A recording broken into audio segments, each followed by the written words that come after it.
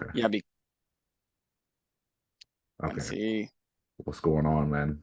So we're now recording. So yeah, we were just talking about mysticism. Like, yeah, I don't know a lot about it, but uh, I, dude, inform me because I I'll, think I'll I'll try. there was, I think as a child we talked about it a little bit, but not that much. I think it was in that new age science thing in in the late 90s. We're like, Mm, oh, this is the new age science. I mean, new age science is more like a religion and science. I don't know, whatever. yeah. But What that's what was you what was your family? What would you guys grow up? Remind me. we were Jehovah Witnesses. Jehovah's Witnesses, right? So Did they talk about the mystics in like a negative way? Like it's like these outcasts? no, No? so being a Jehovah Or did Witness, they consider themselves mystics? no, Because they're not kind of outcasts. No? no, Okay. no, no, no. They did not consider themselves. It was Yeah. sort of like, so let me. There was a book. So to give you just an idea of what it was to be a Jehovah Witness, like you went there to what you call a Kingdom Hall. That's just the equivalent of a church, right? Mhm. You go there on Sunday. We went Tuesday and Thursday. It depends on which one you go to because they have different times. But in our neighborhood, that was the one. It was Sundays, Tuesdays, and Thursdays. On Thursdays, you did what you call a Bible study. You know, Bible study is you have a book that you like just go through, like you Is it the cover Bible? so much, like so many chapters every Thursday. And it's like I think it's for an hour, right? Is it And the Bible? no, it's not the Bible. It's not the Oh, Bible. It's all these okay. other books. And one Ah, of the books that we covered was called Mankind's Search for God. I okay. remember. And every chapter of the book, you would cover a different religion and how Okay. they search for God. Now, of course, because you are a Jehovah's Witness, it's going to be like, oh, this is what they think. This is how they feel. This is the where it originated from. Blah blah blah. Hmm. And then it's when like, oh, but we have all the answers. It's sort of like that. At Yeah. the end, it's like, okay, well, this is how this is, and then here's the answers. And one of the chapters was like, I think Mississippi. I have to read the book, but I think it was more like mm, off like different aspects of like new I forgot what they call it, but it's like new age something. But Mm. and I See, think that Mysticism was in there. that resonates with me, like man's search for God, because you and I have talked about this in previous podcasts where we would I my family was just like a basic Christianity.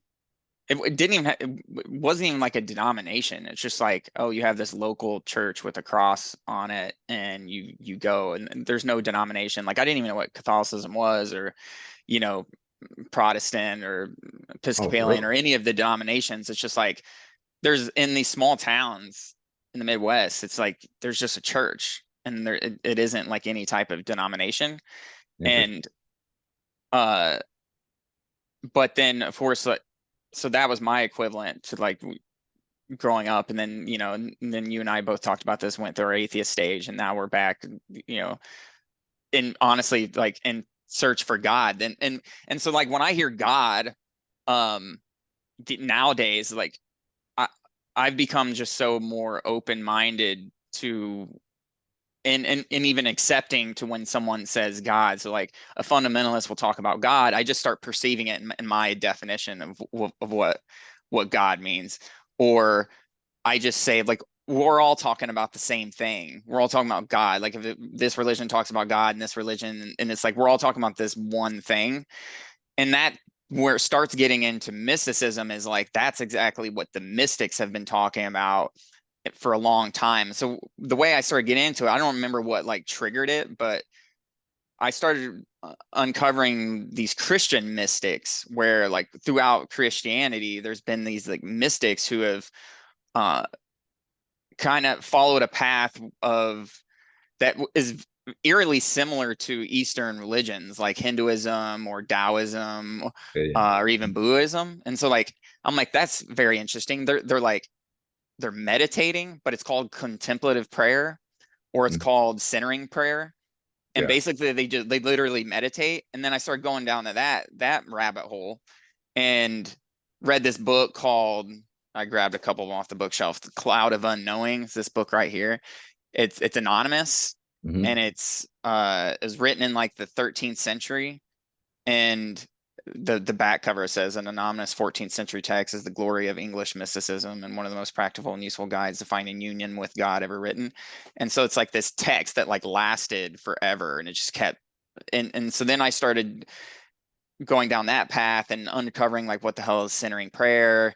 And then I started getting I started realizing like, oh shit, there's this woman named Saint Teresa of Avila, and she's this ancient mystic, and they're all talking about the same shit, right? They're all saying like, um, God is God is basically this union with everything. God is like, you are one with God, and we are all one with God, and God is just this like infinite, um either energy or just like empty, like non-conscious, unconscious like space, right? And it's just like this infinite energy, and that's what God is. And so they all talk about it in their own versions of what it is.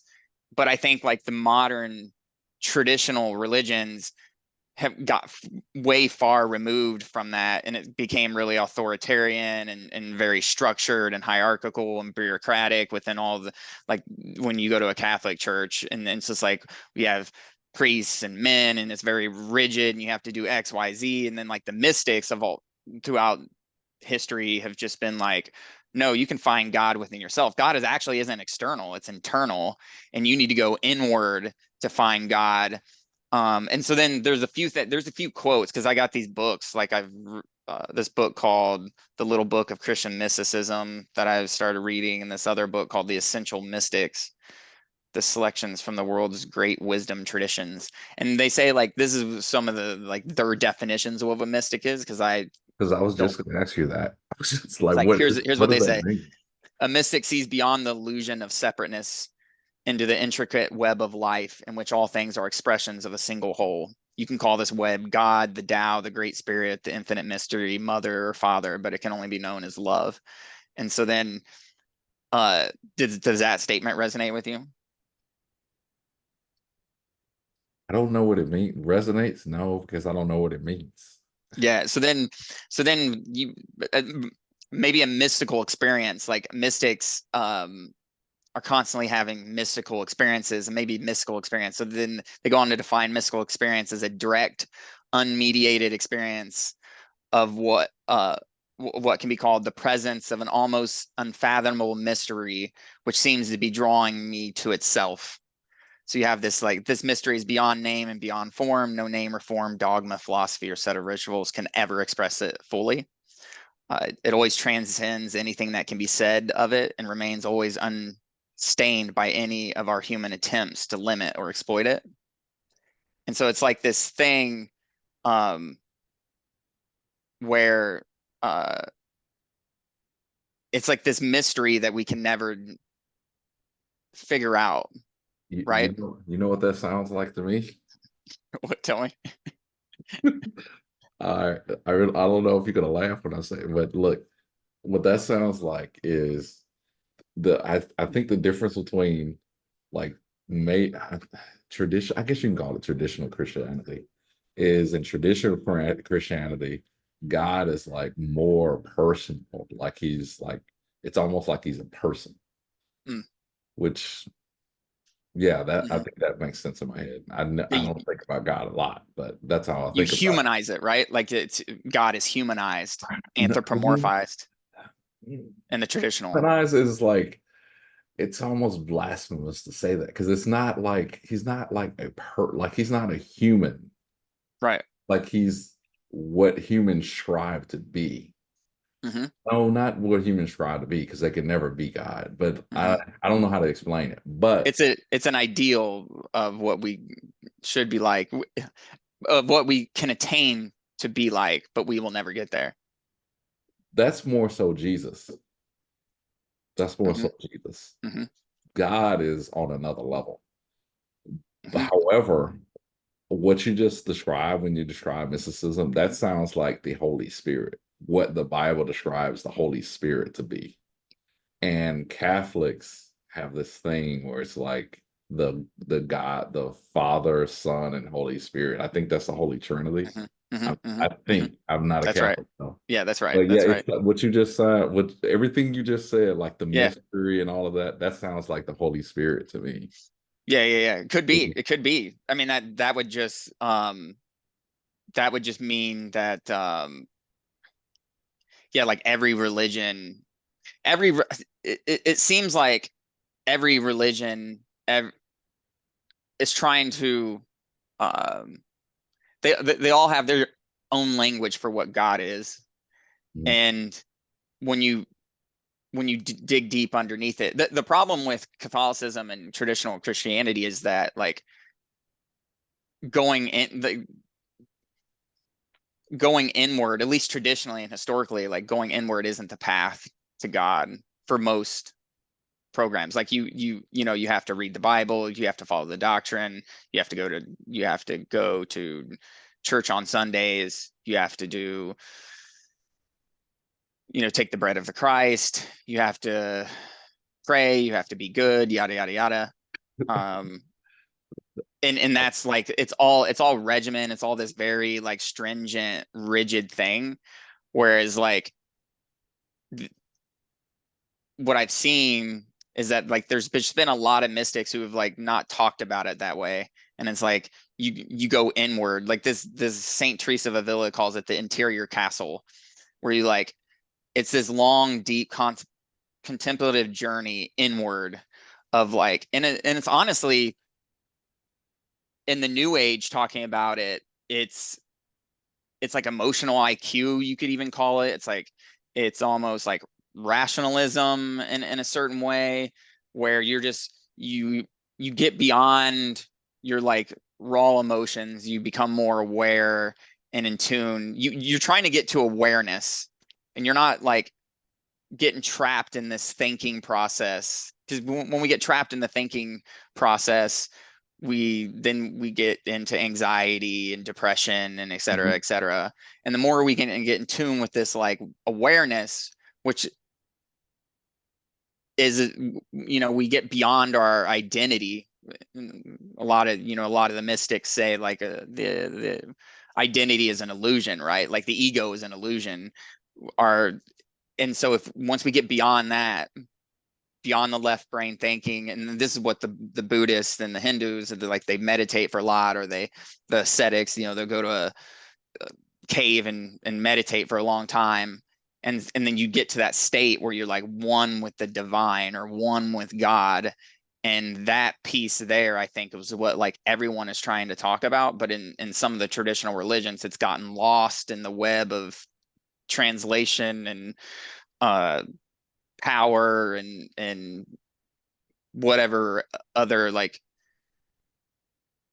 rituals that have been put in place that didn't really, I don't know, at least that's my perspective. And so that so I started going to churches, right? And I started like, okay, there's a lot of these mystics, and I'm trying like, what could I find a church that kind of emulated what I'm looking for?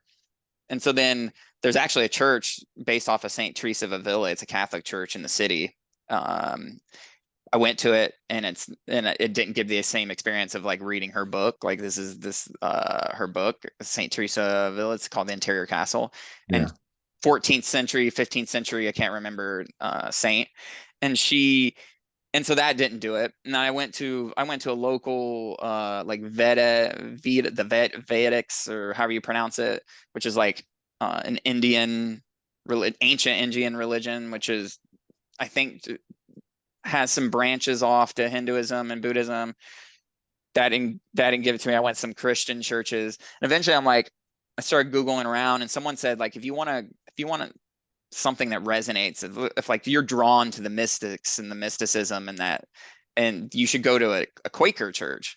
So then I tried that, and the Quakers, from what I've recently read, like they started in like I can't remember, 1800s maybe, was it?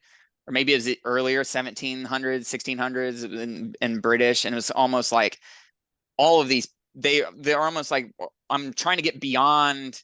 It's the same with the Protestants and the whole Catholics. Like they're trying to get beyond this rigor and rigidness and like, okay, you can discover God yourself, right? And then that's kind of what the Quakers did.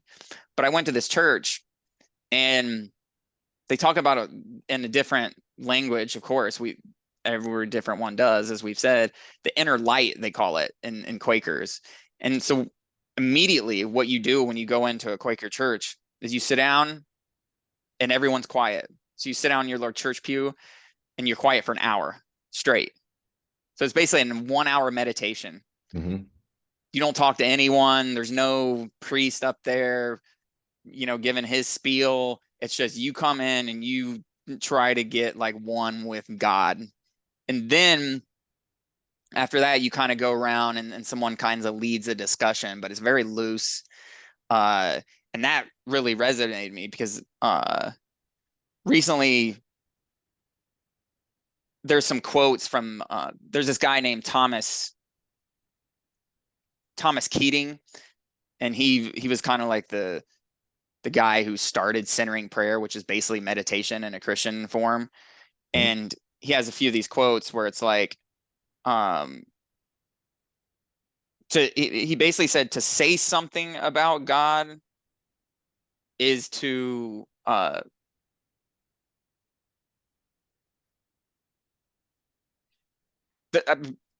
forget how he articulated it, but to say something is to get farther away from God versus like not saying anything. Like the less you say, the closer you can get to God. Is his perspective. And it's like when we do say things, like even using the language God is just a pointer in the direction of the mystery. And that's kind of like what the mystics talk about. And I think that's what really resonated with the Quaker church is it's like, just stop fucking talking. We humans don't understand. There's no way we'll ever get close to it. Just shut your mouth and like try to get one with God. Try to get one with God. That's okay. That's interesting. The 1 hour. So you literally was in this church and you Yeah. were quiet for an hour. Yeah. Yeah. Interesting. It's wild. So what's the point of going to the church to be quiet for an hour when you can be by yourself and go?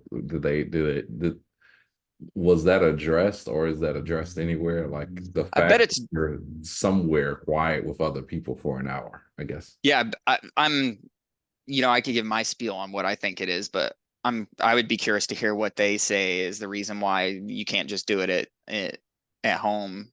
My guess is the community factor, because there is conversation, and then they have literal community things that they do as a group after where you have coffee and you talk and they do things outside of the church.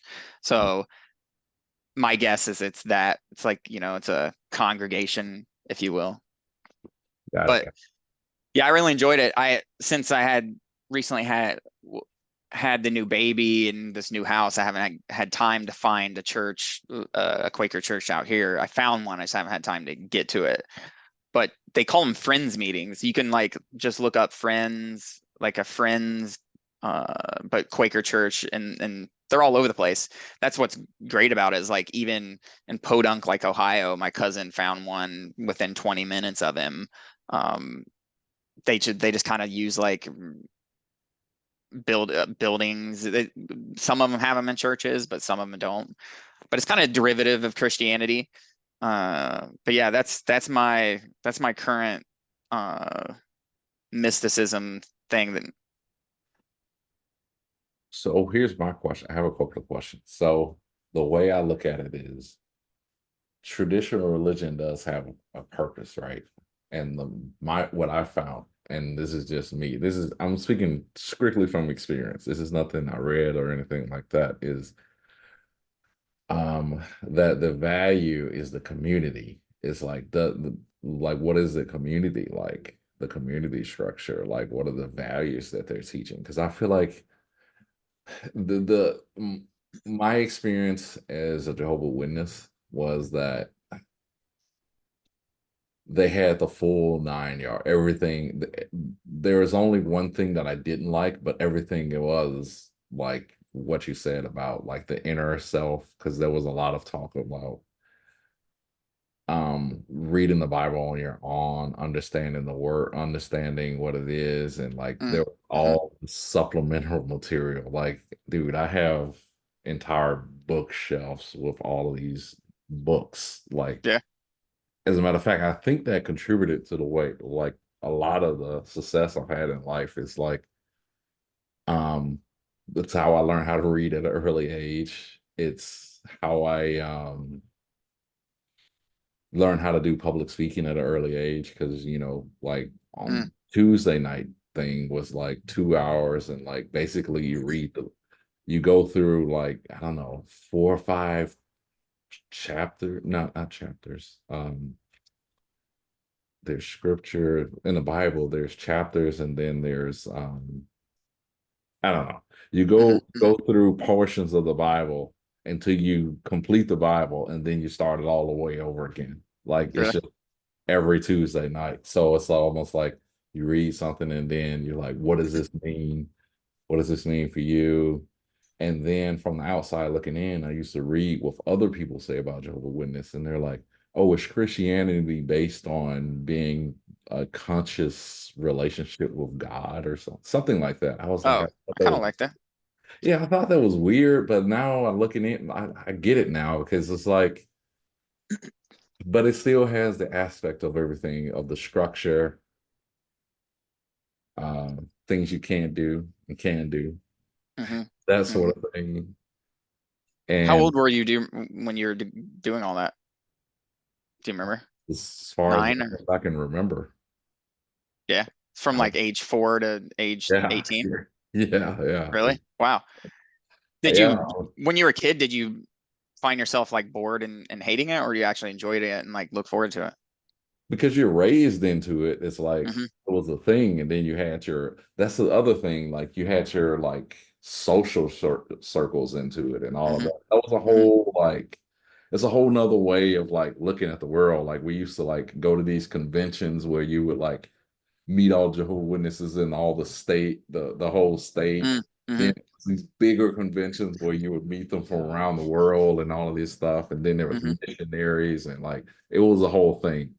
Yeah. Um, so, but when I became a teen, of course, like I kind of veered off because, like, yeah, you get you're like, I don't want to have this. I don't want to have to go to church per se three Hmm. times a week, and I think I would have stayed in it if I would have just like got married young and just. Mm.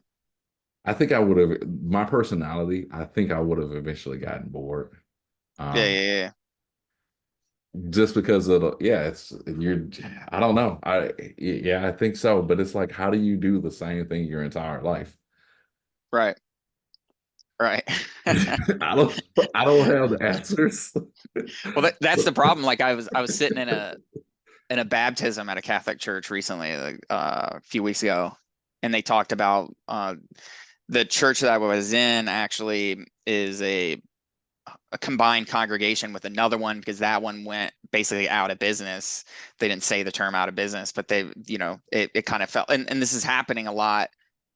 A lot of churches is where like they don't have the funds to keep up with it. And then the primary and secondary schools that come along with it are falling out as well. And so you have these like whole systems kind of like eroding. Um, and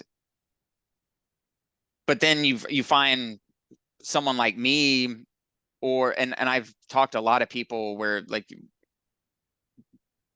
they've kind of like bounced around from their initial like religion. I was in an Uber, dude, and I was going to the airport and I talked to this guy for probably 35 minutes and having a good conversation and similar experience to you and I where he's actually Hindu and he's Indian, Mhm. uh but he was gay, and so then that kind of that they're not he was saying his tradition or his family wasn't very fond of like being gay. So whatever reason, he kind of left and he became an atheist for a while, and he actually was going to church again himself. And his reasoning, he said he had some type of like experience where he conscious experience, not like on psychedelics or anything, where it was almost like he almost like a spiritual experience of some sort, and then Mhm. that's how he found his way back. But I feel like there's a lot of people out there that are yearning for what mysticism, spirituality, religion bring to the table, and now we're coming back, we're trying to find it, and there's like nothing there that to like support you, because my cousin went nose deep into he lives in like small town Ohio, and he went into a church. He got baptized, um, went full deep in it, humble, and for 2 months, and then it was just the authoritarian and like rigor became too much, and so he just kind of like, you know, was more resonant with like Taoism and these more Eastern philosophies, and wanted to be open and broaden beyond just like closed off into Christianity and this, in this one little sect of Christianity. And he wanted to, to stay open to everything and at least learn from other religions and yada, yada, yada. And so it's like, there's a bunch of like lost souls, if you will, out there. And there's nothing to like, and no one feels kind of like home at any of the different sects Well, of religion. well, yeah, I think that's a problem. I think that's the issue with because like if you're I think Witnesses have like this great structure, but from the outside looking in, you don't see it when you're on the inside. But from the outside looking in, you're like, okay, maybe I was in Jackson, Mississippi, and I look at it from Jackson, Mississippi. Even when I'm in Chicago, I only see Jehovah Witnesses really active. Like they're a worldwide religion in every country, almost every country, there's Jehovah Witnesses, right? Mm-hmm. However, in the US, what I found is that in Jackson, Mississippi, and Chicago, Illinois, I only see them in like um in poor neighborhoods. Mm. It's like I don't You know know where I see how. them is like shopping malls and like just standing outside of stores and just out and about, and they just kind of have like that little stand, and they're just like they trying to like get their tentacles into you just a little bit. Well, and that's not the way it was in Mississippi. I don't know. I don't know if it's a Mississippi thing. I don't know. It's so many questions I have because you have that, and I guess that goes back to like how they're trying to get people. One of the things that broke me out of my shell as a child is we literally had to go from house to house. You Mm. go Yeah, to it's like the the old way, neighborhood. right? Yeah, you Jehovah's choose Witnesses the showing up your door. neighborhood, you knock on a door, person talks to you, they cuss you out, whatever. It doesn't matter. Something would happen. That's a good life experience for sure. Something would happen, but it's like now that I look back on that, yeah, I do see them. Even when I went to Switzerland, I saw them, and that Switzerland, the whole country is like nothing but rich Germans, pretty much. Yeah, And yeah. it's like I saw them doing the same thing with their little stand or whatever. So Hmm. I don't know what the culture is for them. But like if you're like gay or something, like obviously that's not a thing that they accept. Yeah, You yeah. can't get baptized as a witness, but you can go to like the Kingdom Hall and like talk to them and Hmm. whatever. But I Hmm. mean, if you want to be a Jehovah Witness, you can't be gay. So it's like, Yeah, so you have to hide it, suppress it. Yeah. where does that fall in there? What if someone has that lifestyle? Like, what do they do? I don't know. I don't know how. That's see, that's the part where it's like all of these like when the religions become like too rigid and structured, when it turns into religion, then it starts getting some structure, which could be good, right? But then, as with all civilization and all society and all government, it's like power corrupts, and then like people start to control more, and they start tightening things, and then it's like, oh, this is how you connect with God. You can't be gay, you know? But it's like, no, everyone can. Well, Everyone can. I mean, in their defense, it literally says it in the Bible Yeah, that yeah, yeah, yeah, yeah, yeah. homosexuality. But I'm sure that, you know, the Bible says like 10 other things that like you could perceive that is you know, open to being gay, you know. It's like we love everyone, like, right? Like um here's one of my good memories. I met like the best salesman like saleswoman I've ever met in my entire life. I was in Mexico City at a bachelor party, and me and my two brothers actually were sitting on a park bench. We're just kind of just, you know, hanging out, and you're on vacation, you're kind of spry, and and this woman and her looked like an older daughter, but it probably wasn't. It's probably just another Jehovah's Witness, comes up and they start talking to us, and the way they like kind of like squeeze their way into like opening us up, it was like very sales based, and like we start having this great conversation, right? And we're like, oh shit, you know, yada yada yada, and all of a sudden then there's this change, right? You could, if you could, like, if you had a video on me and my two brothers, you probably could have seen us take like a step back immediately. You know, it's just like all of a sudden great conversation, and then it's just like, hey, but have you read the, you know, blah blah blah, or you heard about the quote? And it's just like, then it's like hardcore sale, and it's like, fuck no, I don't want this. I thought we were having a great conversation. That was my experience with like one of the best Jehovah's Witnesses Oh saleswomen I've man, ever met. it's kind of funny because I've been like, man, this goes into a lot of questions. It's like I had that experience where I was seeing other people who would do. There's some, like, in every team, there's good people. There's people who do it well, and then there's people who Hmm. do it like softer or harder. Or some people go hard. They can find, like, I got all these Bible studies lined up. And like you look at everyone's technique of like talking to people, and some people just like have this hardcore, like you just said, they have the sales technique down, and then Hmm. it's like boom, like, have you heard about this? Yeah. And and then there's some people who would like approach that like, you know what? Let's hang out with me this weekend. Like, no, they wouldn't say hang out because you can't hang out with people who are non-Jehovah's Witnesses. What they would say is Oh, like, you can't. no, they will be like, you know what? Meet me here next week and we'll Hmm. talk more about that thing we were talking about. And then the Mm. third time they talk to you, then they'll ease it in. You know what the Bible says about that? And they Yeah, that's the long-term game right there. yeah, yeah, like everyone has their own, and I think all of that stuff like equates to you becoming a better human. I think, I don't know, but it's like there's two sides of it. It's like the mysticism, like you said, with like being close to God and this inner peace part. And then there's the part, well, let me say it's three parts. Then there's like becoming a better human. Mhm. And then there's the what was I gonna say? There's the aspect of Community.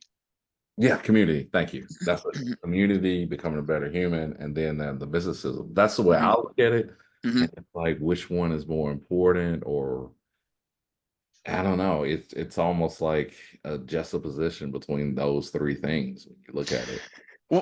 When so one of the I think society needs more of any of it, because Yeah, yeah, yeah.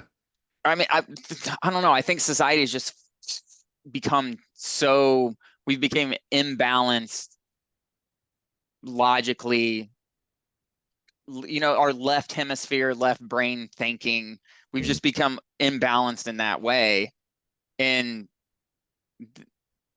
then when we're imbalanced that way, we become more deluded and sure of ourselves, and there's more ego, and it's like all of the things that you wouldn't equate with like religion or mysticism, right? Well, in the good sense, like of course, like you have the the the people that aren't following the principles correctly in every religion, where, you know, you could say those same things about them. But if like the saints and the sages and wouldn't um would follow that protocol of like,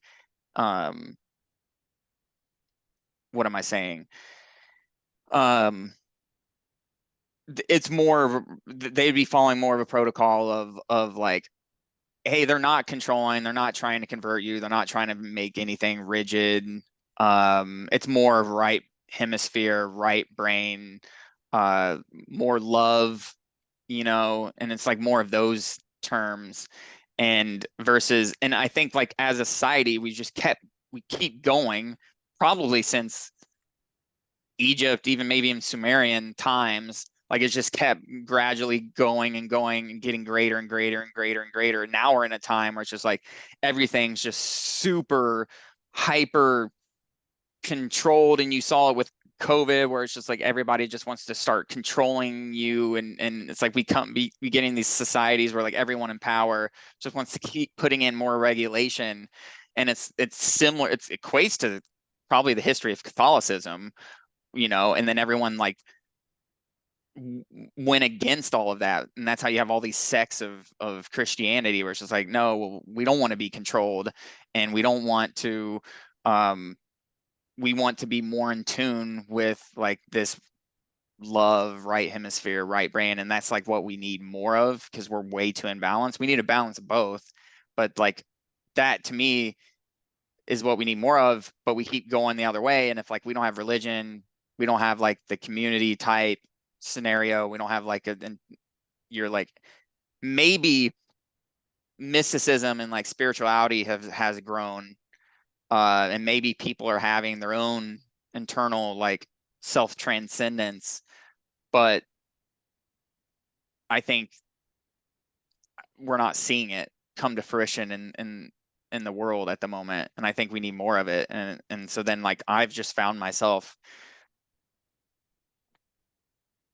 trying to be more humble, just going to churches, like not being like trying to use my analytical thinking brain less, and just trying to be like more towards love. There's this amazing mystic video called "Let Love Alone Speak," and it's by this person who just kind of like brings a bunch of like quotes and scriptures, if you will, from this guy Thomas Keating, who's a mystic. And he goes down this spiel of like some of the quotes I've already rattled off, and it's just let love alone speak, and don't like, and let that emotion is like closest with God. I guess love, it isn't even an emotion. It's like an experience. It's like they equate it to God. I think we need more of that. And men in general have a hard time connecting with that, and like especially taking action. What my question is, what would that look like? I mean, I've heard, I think that was on one of the videos you showed me about like, what would that look like if like the society, because you need both sides of your brain, right? And but Yeah. what would it look like if all of a sudden we're like, you know what, all this logic, structure, and all of that, let's chill out on that and let's go the other side. To me, when you say that, it sounds like some hippie shit. It sounds Oh, like for sure. For you're sure. going to be, but didn't the boomers already try that in the The 60s? boomers. Yeah. Yeah. Yeah. Yeah. Yeah. Yeah. And I don't think that ended well. Yeah. It So, didn't. It didn't. does it look like that or does it look different or better? I want better. Yeah. I don't know. I want I, something better than that. oh, I know. Me too. I mean, so I guess they had less structure, less, it was kind of just like a kind of erratic. They were pretty erratic if you think about like Haight and Ashbury, the 1960s Summer of Love stuff, right? Yeah. Where it's just like everyone's kind of erratic. Everyone's just kind of having like intimate self-transcended experiences, LSD proliferating, psilocybin, etc. But if you go back, say like thousands of years, and you've probably heard of the Eleusinian mysteries with like the Greeks, there was some structure to this, where like as a society we would have these rituals, Plato, Marcus Aurelius, like all of the goats like would go to these Eleusinian mysteries, and there was this, it was like 2 week, there would be fasting, there would be dancing, there would be prayer, there would be singing, all of the things that Mhm. align with what I've been talking about that I think we need more of in society. And they would go do that, and then they would come back, and so they would connect with God basically. And I think they Mhm. even had psychedelics in there, and then they would come back and kind of be renewed, and then could bring that to society. And so there was like a lot more structure, whereas in like the 1960s, like we didn't have any of that. And of course, a lot of the left brain, structure, hey, I'm in power and control. They put a ban on all those drugs, and then they wanted to control all the hippies, and then they wanted to, like, they put them in jail and yada yada yada. And so it's just fucking chaos, right? So it definitely, there definitely wasn't a balance. um I don't know what we could do. I don't think in this generation, like you and I's generation, Yeah. will get to something. It's like we need to think about, it could be 500 years from now, it could be 200 years from now. um but I think I read this other book, where it talked about how there's there's the there's people who think way beyond their generation and generations of generations, and they set these things in motion across time and history. And it was basically encouraging to think in that way, where it's Yeah. like if we could start to begin to create something, even if it's like a book, like I showed you this book that's written in the 13th century. It was like, that's 600 years ago, 800, no, it's like 800, 900 years ago. And then it's just like, could we start creating these types of like communities and like ideas in the world that would, other people would resonate with, and then it'd be picked up, and years later it would kind of coalesce into something that would balance it out. I don't know. That's my own, that's my thoughts That- currently. that's almost as deep as like I've been reading some Nietzsche. Yeah. Man, it's it's almost like I keep searching for the solution, but I'm like, maybe these things don't have any solutions in our current existence. Mm, Like, there's something that I read from Nietzsche. I was like, well, what's the point of any of this? I mean, it was like it was and I guess that's why people don't like it because it's like kind of nihilistic. It's basically yeah. was like religion, the whole thing, and this is going to go into a whole nother subject. Yeah. It's like religion has forced mankind into this like, and it wasn't, and the thing about it, it wasn't like, and well, was he anti-religion? He was sort of anti-religion, but not from like I'm an atheist standpoint. It was nothing Right. like that because he was also saying science has done the same thing. Mm, It's basically how what science and religion has done is we keep on trying to modify ourselves to not be natural or trying to curve our natural state, if that mm, makes sense. We're mm, trying to tame it or whatever. mm, And it's gotten to the point where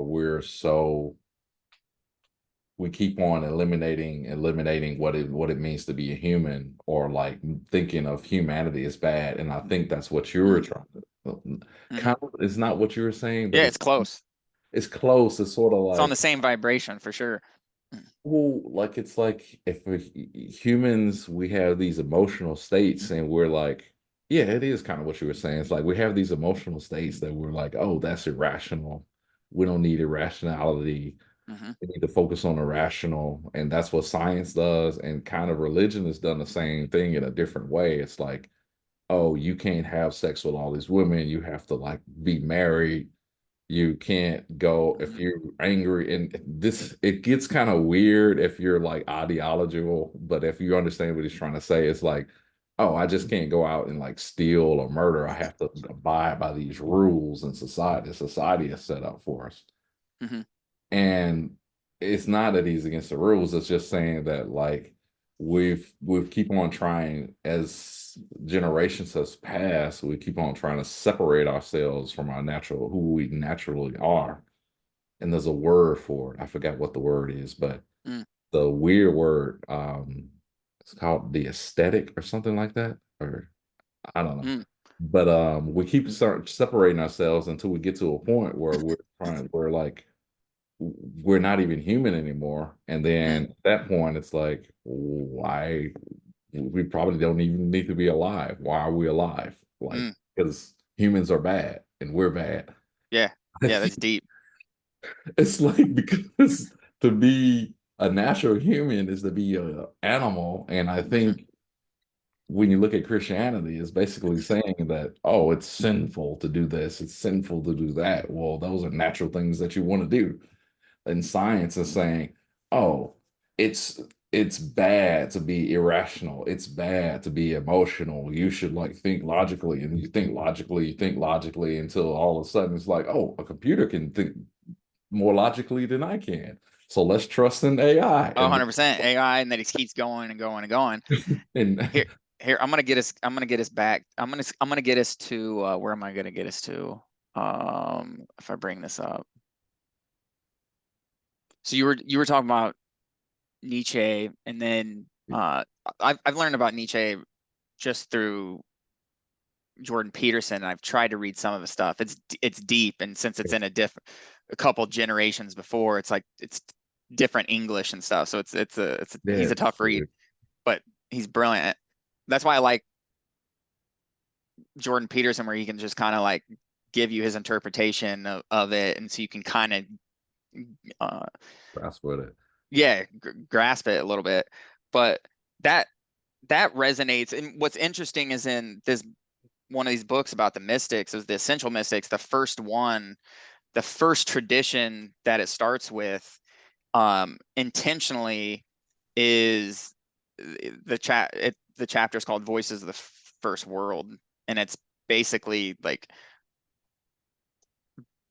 pre-civilized society where it's like indigenous societies where they were very close to that natural state, right? Like Yes, they yes. lived on the land, everything was animate. Um, they looked at everything consciously. Um, and that's what I was going to say. I'm going to get us to quantum physics from Nietzsche.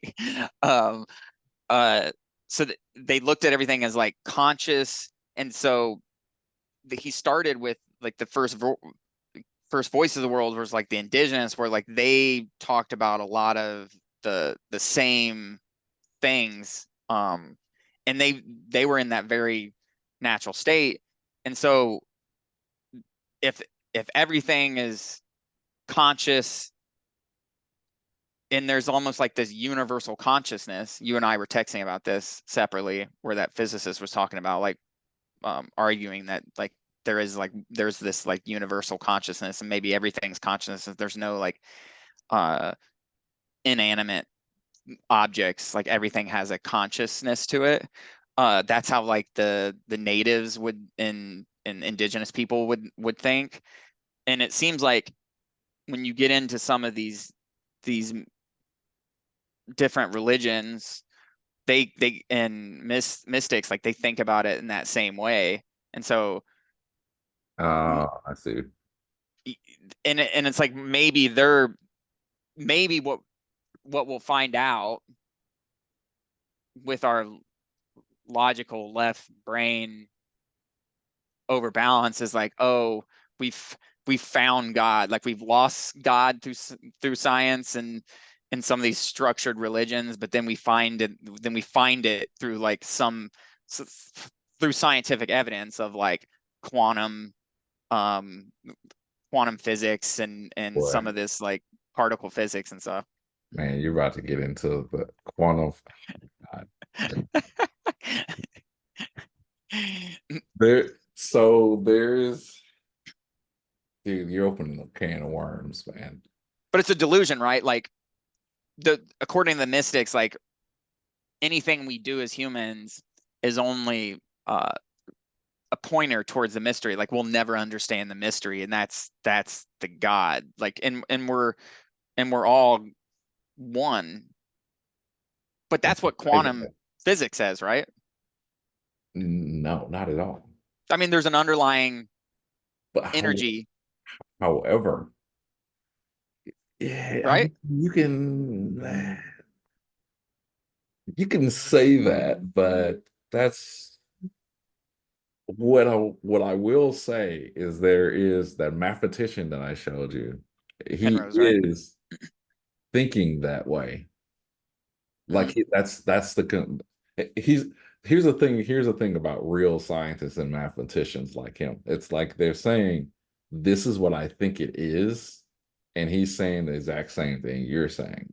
He's saying that it's possible and this is what he thinks or this is how he feels about it, right? Hmm. But a lot of people, they would never say, you know what, I think that's how it is. And they would never say that, if that makes sense. Yeah, yeah, yeah. But yeah, they're like, yeah, that's basically, I mean, you can't logically say that based on science because it's like technically that's true, but then you get into the Brian Greene videos, though. Have you seen those No, no, I documentaries? haven't. Oh, No, Brian God, I Greene. used to spend my whole childhood watching those things. They're cool. They're pretty cool now. Like, yeah, I mean, I guess you can say what you're saying, but you can't definitively say that because it's like a religious statement. It's like saying, "Oh, everything is everything." Yeah, technically, but not really. Blah blah blah. You know what I'm saying?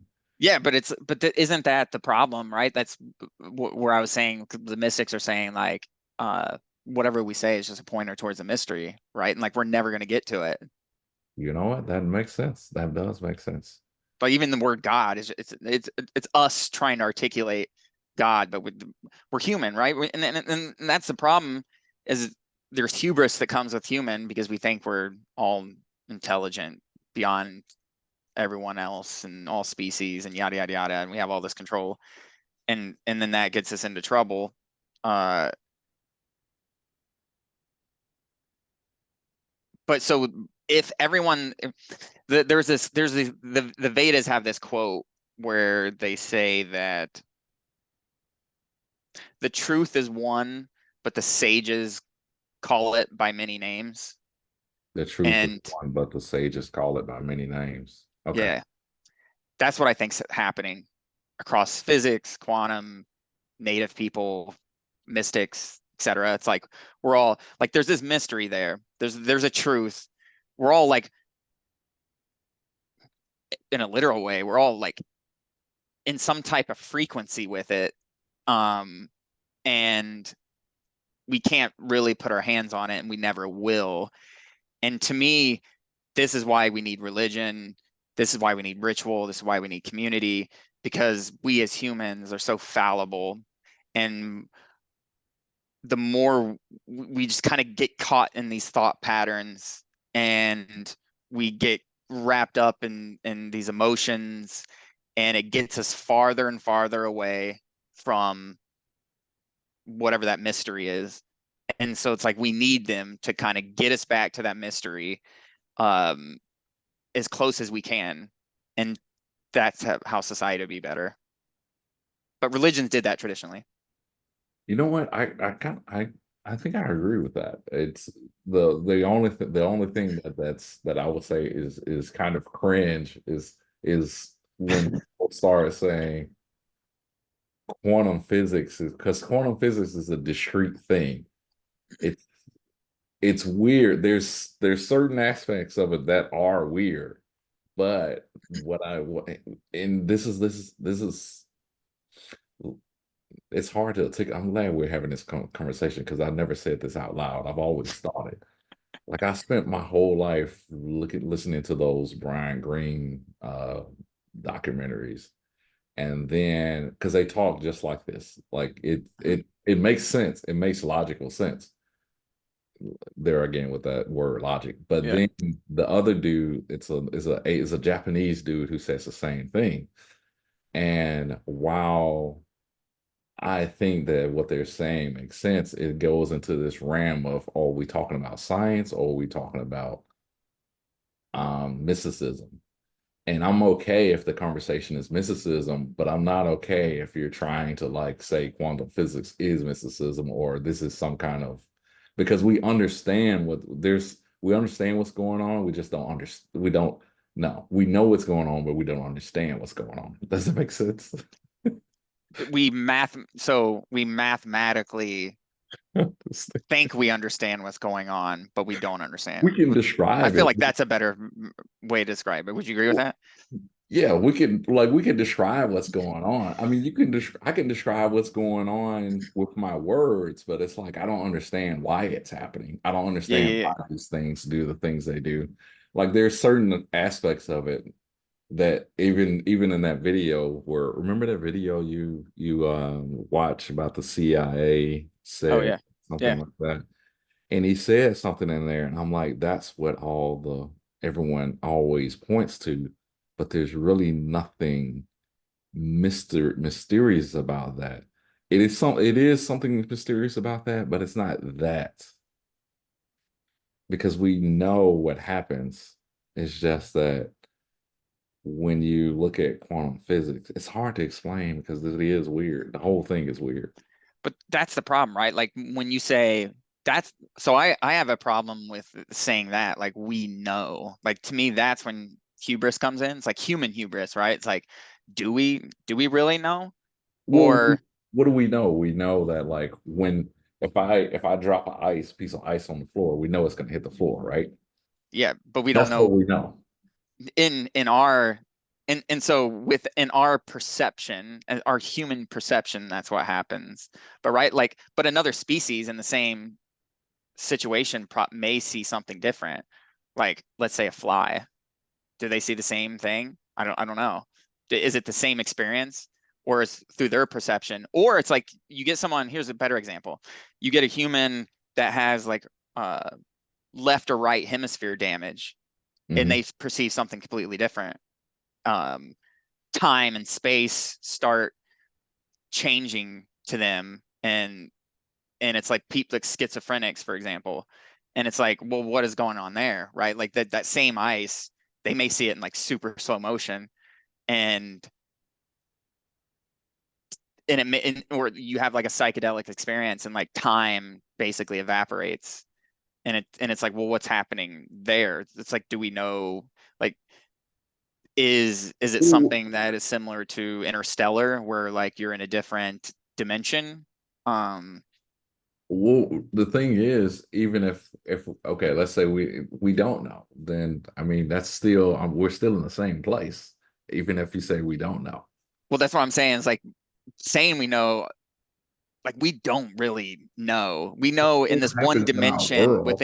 within one species perception, within one dimension, this three-dimensional reality, we know.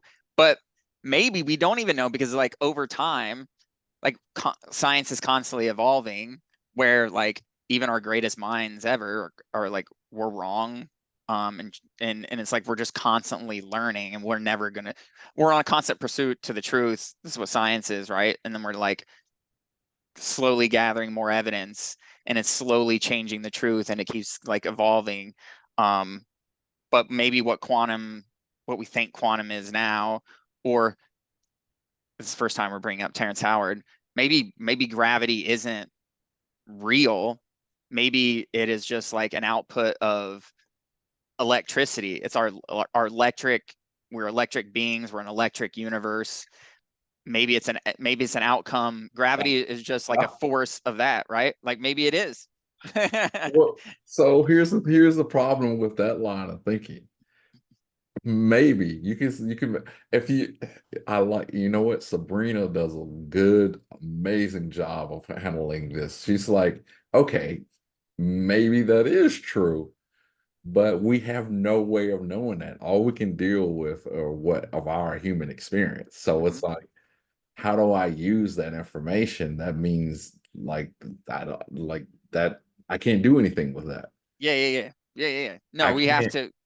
I Yeah, we can't have like discuss two. what I don't know. You know what Oh, I'm saying? 100%. No, I agree with you. This is Carl Sagan says the same thing. I'm a huge Carl Sagan fan. The, the problem is that you're saying that the way you're communicating it makes sense in the context of our conversation. People like Terrance Howard are saying, no, I know this is what this is what this is. Yeah. it has no proof that he's making determination. He's not saying maybe this is something that we don't perceive or blah blah blah. He's not saying that. He's saying this is what it is in our world and the way we perceive things with our five senses. And Yeah. everyone's like, no, that's not what it is. Yeah. Well, he created what? He recreated what he create? Jupiter without gravity or something? He had a He three-dimensional. said that he was going to do that. How does he do that? He I don't know, he has this simulation where like he doesn't use gravity, him and some other like I forget where the guy was from. I think the guy was like from a university. He was like an actually accredited like scientist or something.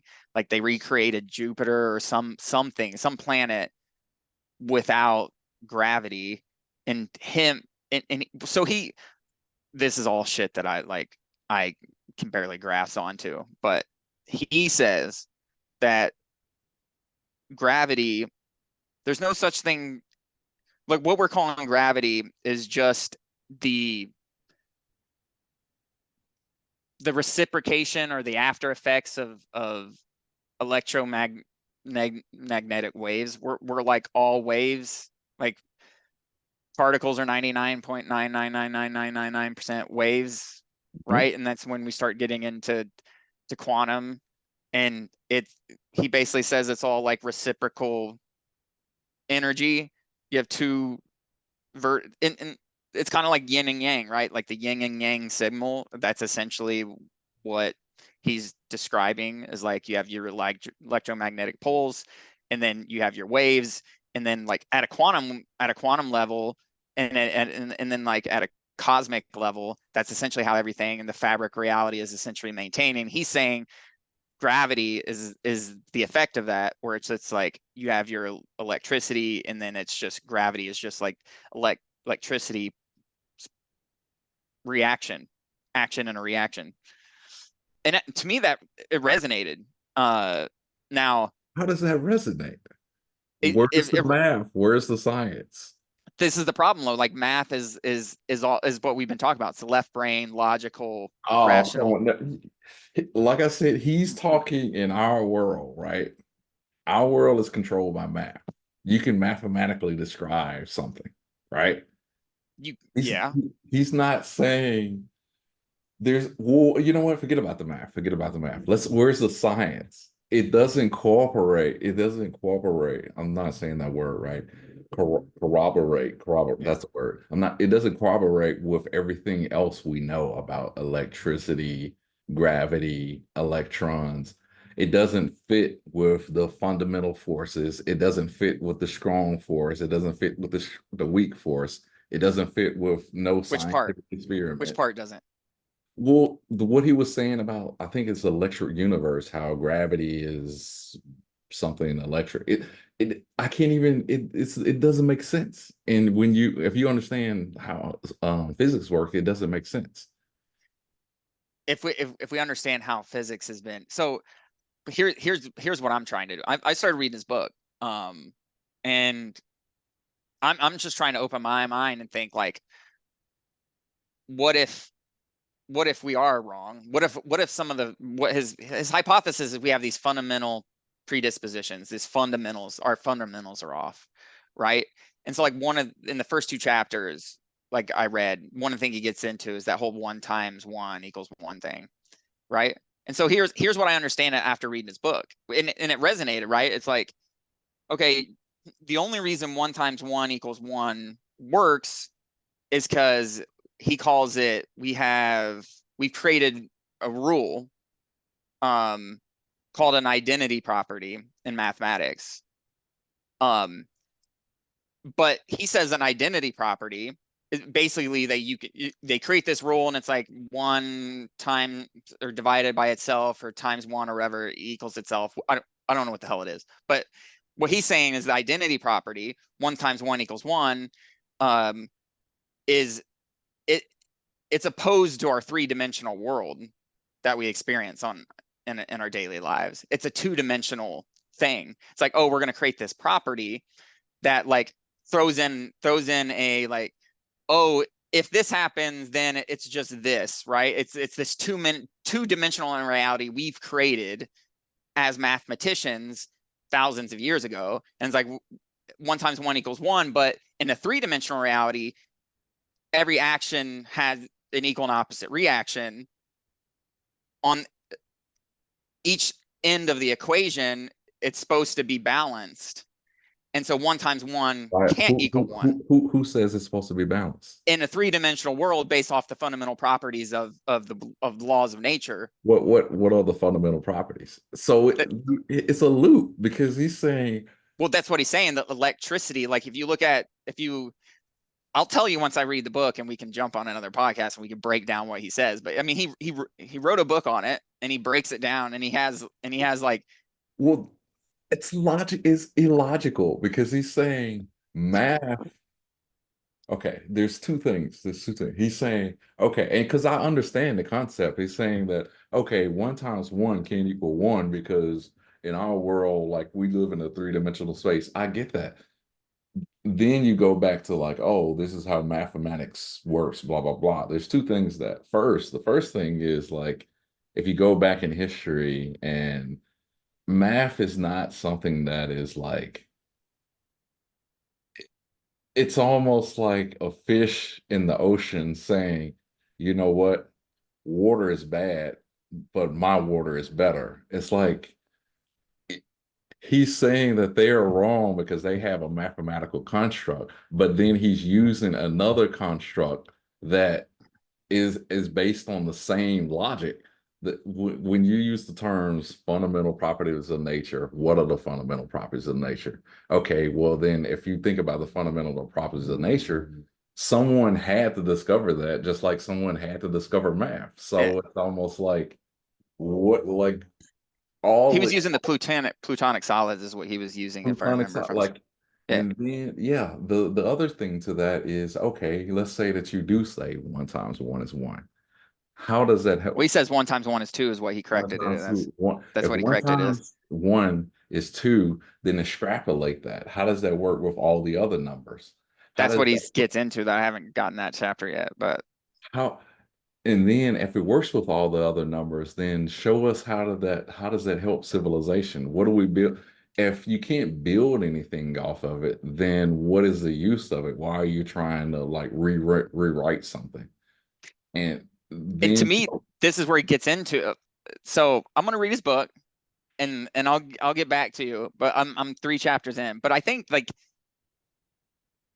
if you have this, if everything is electromagnetic and you have the unified poles similar to the yin and yang, it's and he says he's essentially he's figured out the unified field theory, right? Like that's Einstein was dude, trying do to you figure know how out. many people have tried to figure this out? Yeah, and he says he's figured it out. But He here's hasn't.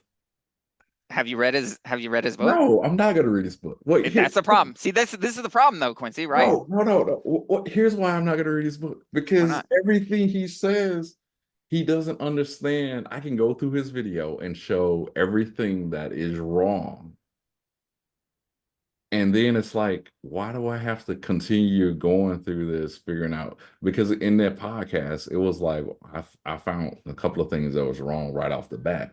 I'm like, this doesn't make sense. He's saying beryllium, then he's saying the sound, like the sounds of elements don't do anything. What is he talking about? And then I researched it. I'm talking about I spent hours. I'm like, what? This does not make what is he like? Why am I wasting my time with this?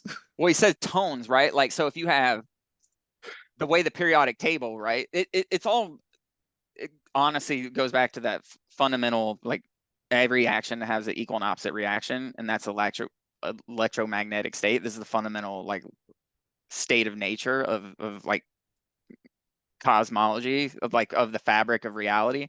If that's the case, then our periodic table there aren't like these static um elements. They essentially they're all different tones of each other, and what he's saying, right? And so you have one and then it's a spiral. It's a different like it's a But you different know, periodic table where it spirals into each other and one converts into the next. And it's just him, instead of like, oh, it's a different proton and neutron. It's more of like it's gotten to its next energy state in this same spiral of energy. Two things. That graph he used, that's already been done before. An What? artist did that in the 1970s. I know where he got that from because I've seen it before. The periodic table, the spiral one? Yes, yes, Well, I've seen it well, before. no, he referenced the guy who he found it Yes, from. yeah, that guy, he Yeah, was a kook. He was an artist. He didn't even understand anything about subatomic physics or anything. But here's the big question: where's the experiments? Where's the prove all of this? but he says this in it, right? Like I can't remember the guy's name. So the guy, he said he got thrown, he got pointed as a kook because he didn't have equations. He talked philosophically Yeah, about it, right? that's what I'm saying. If you want to be philosophical, it's like, why are you? It's almost like I'm saying, what is the philosophy of this mirror or cup? It's like, I mean, But if he we said he's doing the same thing, right, Quincy? Like he says he's following the path of this same guy where it's he's talking philosophically about the fundamentals of nature. And if he is pointing to like if he's pointing to like fundamental flaws in the way we do math, right?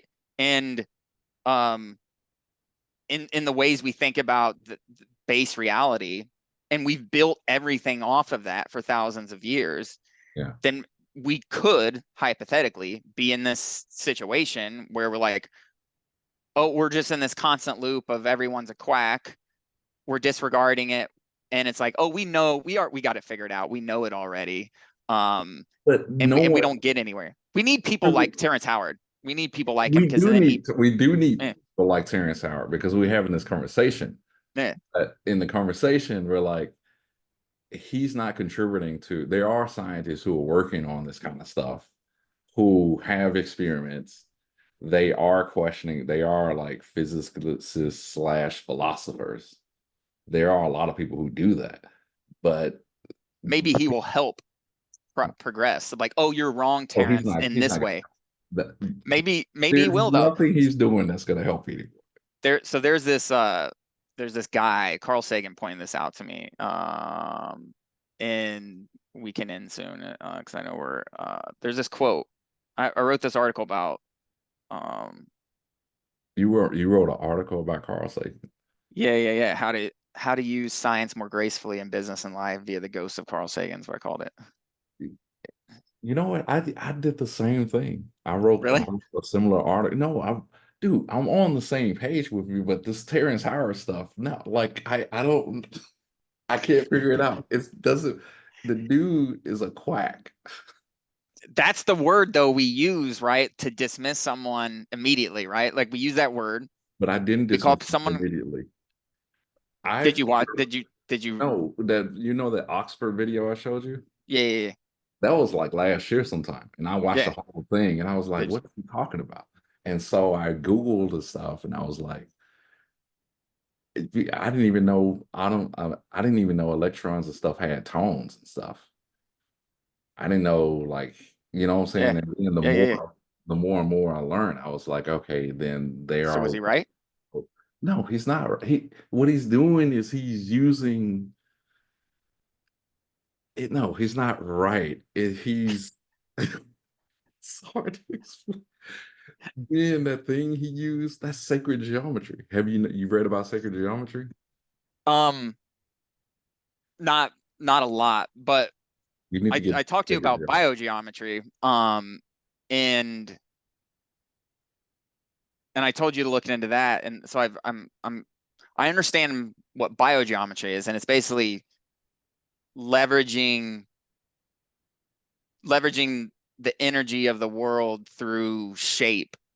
Same way we build a church, same way we build an auditorium. We shape it in a way that we can leverage the energy of sound, voices, etc., music, That right? makes sense to me.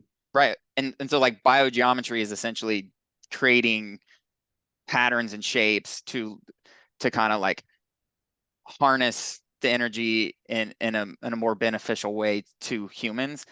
Yeah. My guess is sacred geometry is on similar principles. No, it's No?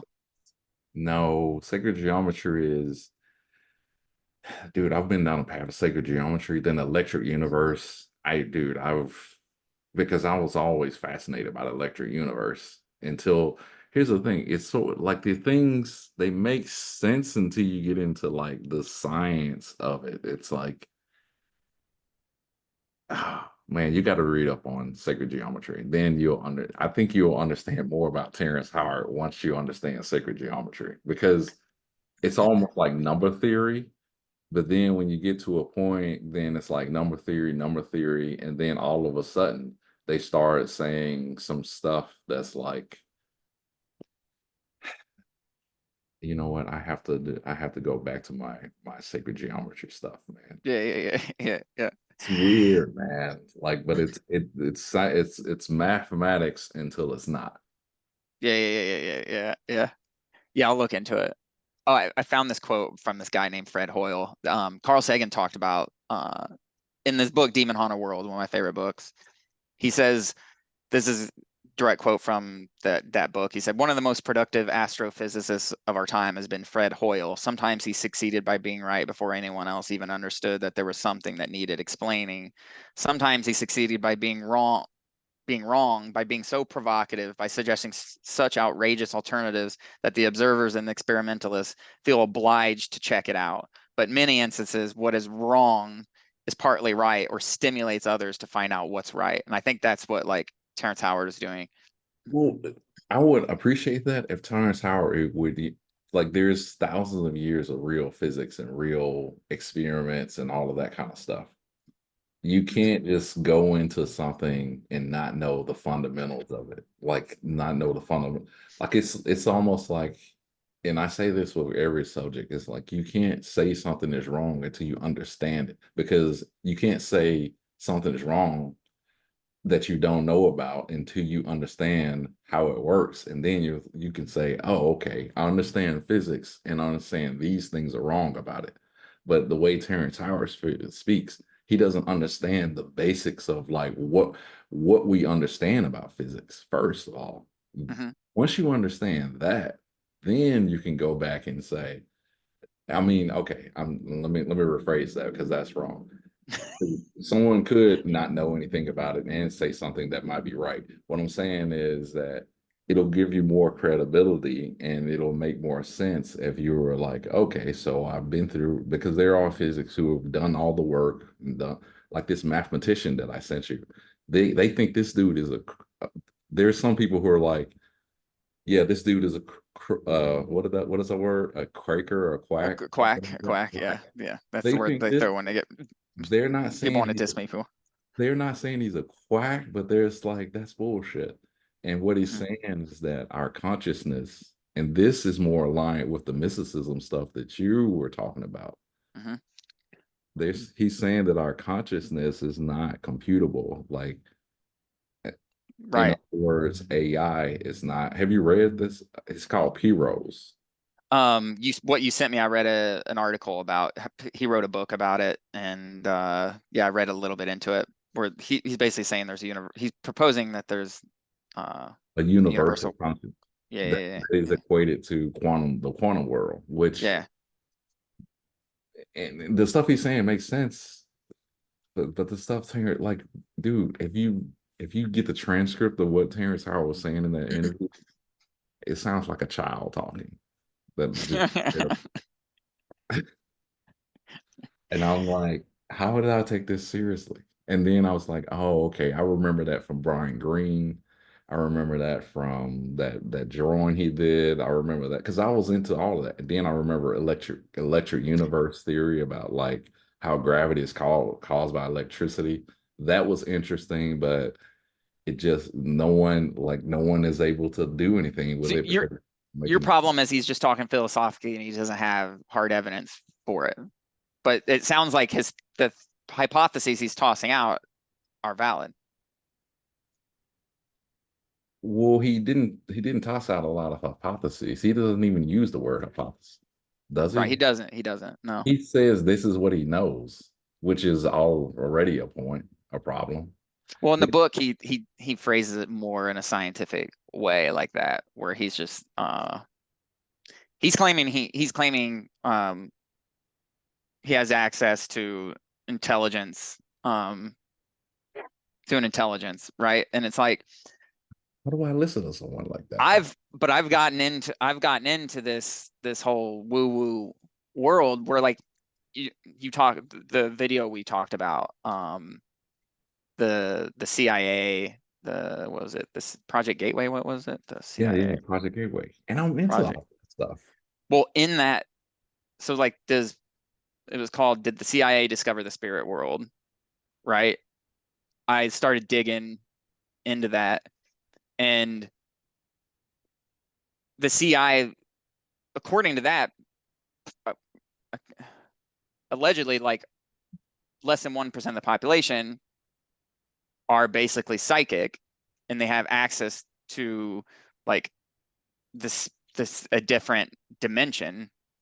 And so then like they can remote view, and so the CIA would leverage these people to remote view, where it's like I can access this dimension. Like it's almost like the only way you can explain it is like you've seen Interstellar, right? Yeah. So you can I transcend hate that. time. You know, that's my all-time. I despise that movie. I would take But that. you I know the would watch concept, right?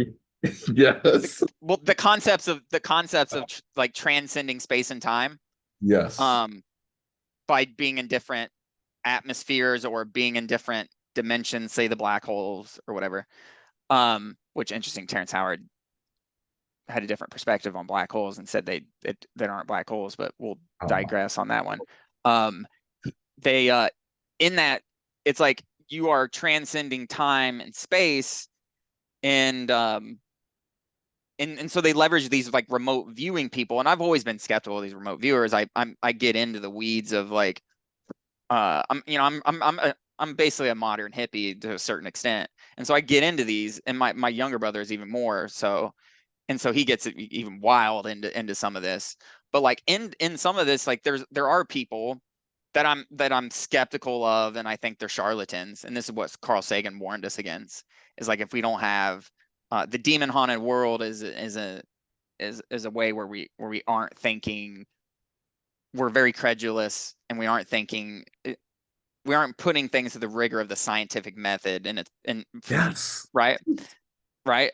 And so, but what Carl Sagan also said is like we need an immense amount of wonder. We need to, and then we need to put it through the rigors of skepticism. And so, like Mhm. to me, we need to like if we have an immense amount of wonder and we are completely open to what he's saying, then we need to like break it down for what it's worth. But if the CIA is saying that like people have access to the spiritual world, and in they talk about the different religions and some of the things we talked about, like mysticism and whatnot.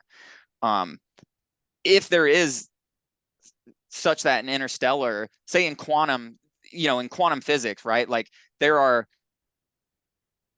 there are experiments that have been done where like there's no way these like two different entities, whether it's particles, organisms, rats, etc., have access to each other, but they are affected by it. And so there's like the hypothesis is that something is happening on this like energetic quantum state, if you will.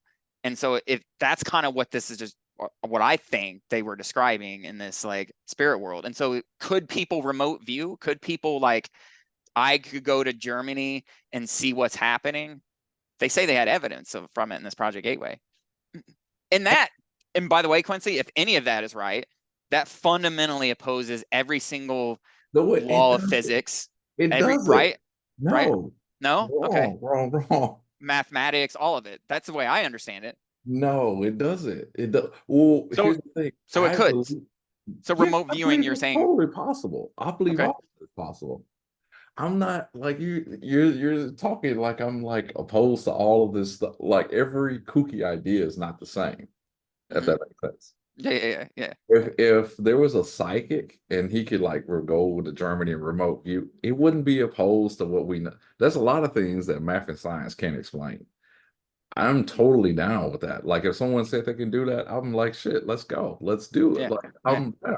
What I'm not down with is you telling me that hydrogen can do these things. I'm like, we know it can't. Like, why are you telling me it can't do these But things? what did he say specifically that you have a problem with? Like Well, hydrogen, what he do said you not that. agree with like the whole spiral periodic table? Is that the problem?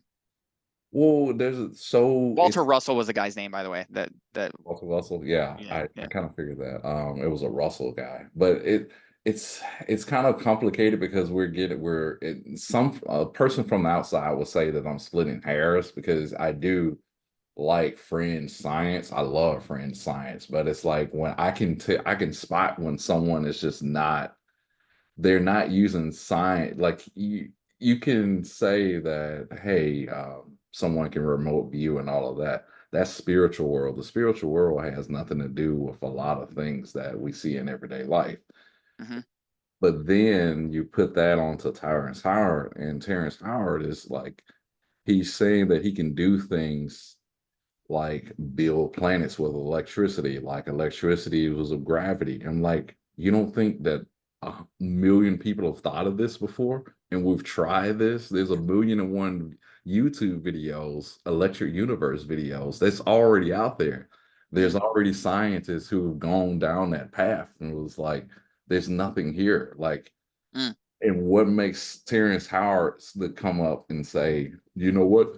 I have the same idea, but it's right because I said it. I'm like, well, where's your proof? These other dudes have already tried that. Well, that's what I'm saying. We got to read his book, right? We got to give him a chance and see if he has the proof.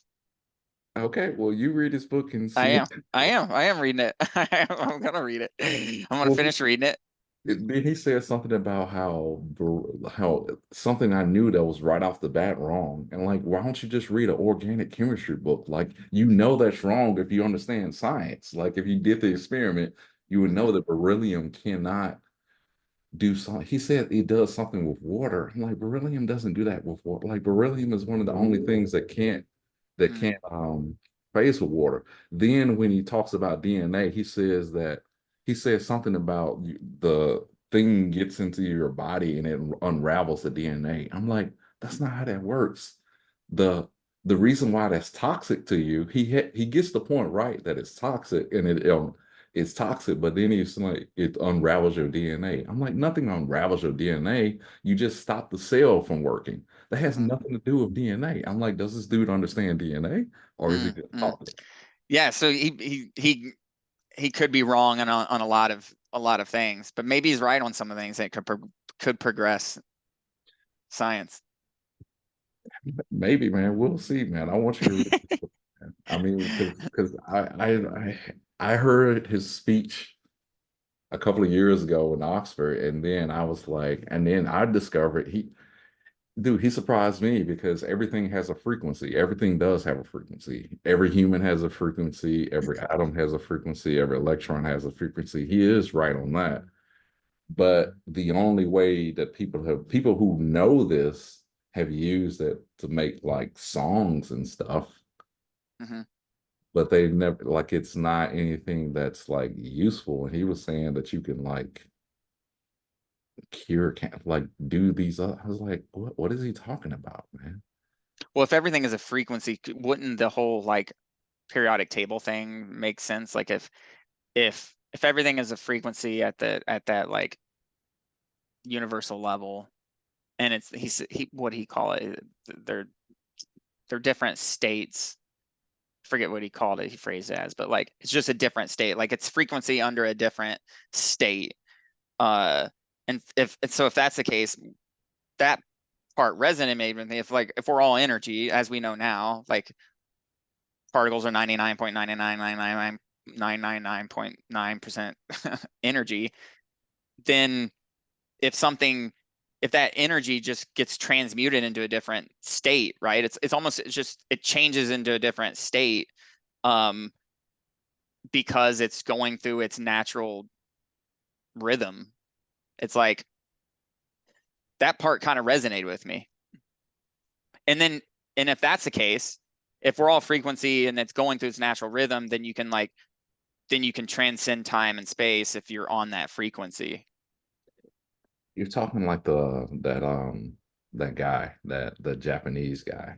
Yeah, we're getting pretty woo woo for sure. But by the way, I'm completely just going like I like to test the boundaries Well, on well, if you everything. I don't know if again, it's right. I just like to test the boundaries and I'm waiting for somebody to, you know, well, if you want to test the boundaries, then learn, like, take a course and learn some hardcore quantum physics. Then yeah, what Terrance did, I bet it's probably one of the most popular podcasts in it Joe is. Rogan in the past Probably is. 10 years. But regular physicists aren't have been on Rogan and haven't had the same impact. Oh, well, because they're not You know, talking woo stuff. maybe, He, or maybe there's some type of resonance with some of the things he's saying that people are like, there's some truth in there somewhere, similar to this Fred Hoyle guy that Carl Sagan talked about. Is like, now we need to like just, you know, unlift the covers a little bit and be like, we need some like great minds to come together and be like, maybe there is some truth to what he's saying, and we could take some fabric of his book and be like, okay, maybe this is right, this is obviously wrong, he doesn't understand daa, blah blah blah, he doesn't understand basic chemistry, but some of the things he's saying from an electric magnetic is right, and some of the cosmic energy stuff is right. Who knows? but here's the problem. People, those great minds are already coming together. It's the problem is that Terrence Howard is not one of those great Are minds. they trapped by the ideologies No, of like but time, right? you're Well, doing the same thing that they're but doing. here's the thing. But You here's the don't thing, know right? them. What's that famous quote from Max Planck where it's like everyone, like generations have to die for new ideas to come through? Like if that's true, right? And that's the way all scientific discoveries happen. Like generations have to die because we're on this hill and we think we know and we're dogmatic about our ideas. Here's the thing. You read those other scientists like Penrose, like whatever his name is. Like they're Yeah. trying everything. They're open. There are scientists who are open to ideas. It's Yeah, I've just read he was a they, maverick. what's that? I read he was a maverick. Yeah. Well, Penrose. there are real scientists that are open to ideas, though. Yeah, yeah, yeah. And he's not going around calling someone. If Terrence Howard went over to him and told him what he would say, he would think about it for a while. It was like then he would quote the people who already tried that, and it was like, "Hey, man, good luck." But Yeah, I'm yeah, 96 yeah, years old. I yeah, can't yeah, really. yeah. He wouldn't be like Neil deGrasse, where he fucking like No, he ridiculed him and wouldn't called him names and reject shit. it outright. He would just Yeah, say, "Look, we've already tried that." That's what yeah, that point is. That these aren't new ideas. That I guess that's what I'm trying to say. yeah, yeah, yeah. Well, Like, according to Terrence, like this Walter Russell guy had these same ideas, similar ideas, and and they dismissed him. And yeah, who knows? I'm gonna keep reading into it, keep my mind open, and see what I can stumble Yeah, man, onto. you gotta tell me. You gotta tell me because I'm not gonna read it, man. But I'll send you some things, and when it pops up, and then you can tell me what's wrong with it from his book. all right, man. All right. All right. We'll see. Man, dude, I didn't plan for this to be 2 hours, man. No, We got we got caught in rabbit holes. all right, man. This was a good one. So I'll you said 10 days you got on your thing. Yeah, yeah, yeah. 10 days left on my paternity leave, and then we should make it regular. We should just give this puppy a name, and Yeah, just what should like be the start name? making it more regular. I don't know let's sleep on it. But if like, because I've had people when I've posted some like snippets of our talks, like I've had people like, hey, where's your podcast or whatever, and we don't have like a place where someone could go, right? Like we don't, it's like, oh, if you want to hear more conversations like this, go here. We might as well just start recording it and put it in a place, call it a name, and see what happens. Well, here's the our past podcast. I put it on that channel, Ideas that Work. Mm, I don't okay. know if we want to call it that. That sounds kind of flat. I don't know. Yeah, yeah, yeah, yeah. But yeah, man, can you? We definitely need some ideas. Well, Uh, let's just call it a name, and then it.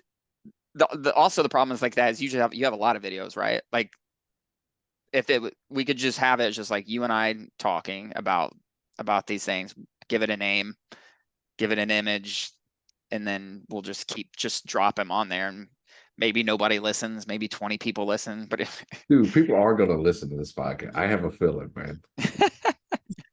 but that's what I'm saying. Like if that happens, then we could start regularly doing it and dropping it off, and then create some type of community.